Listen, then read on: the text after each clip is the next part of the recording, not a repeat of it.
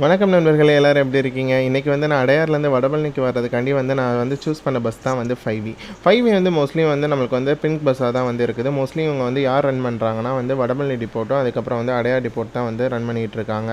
இந்த பஸ்ஸோடைய ரூட் வந்து என்னென்னா வந்து அடையார் பெசன்ட் நகர்லேருந்து அடையார் வந்துடுவாங்க. அதுக்கப்புறம் மத்திய கைலாஸ் கேன்சர் இன்ஸ்டியூட்டு, அதுக்கப்புறம் வந்து நமக்கு வந்து அண்ணா யூனிவர்சிட்டி, அதுக்கு சைதாப்பேட்டை, சிஐடி நகர், வெஸ்ட் மாம்பலம், அதுக்கப்புறம் வந்து அசோக் பில்லர், கேகே நகர், எம்ஜிஆர் நகர், நெசப்பாக்கம், வடபழனி டிப்போட் வந்து வந்துடுவாங்க.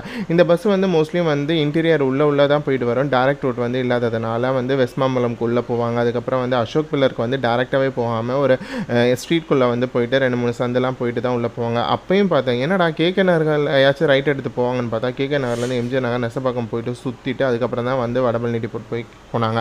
நான் கண்டக்டர் போய் ஏன்னா இவ்வளோ சுற்றி போகிறீங்கன்னு கேட்டதுக்கு, இல்லைப்பா இதான்ப்பா ரூட்டு, ஏன்னா வந்து இந்த பஸ்ஸோடைய ரூட்டே வந்து இப்படி தான் வந்து சொல்லிட்டாங்க.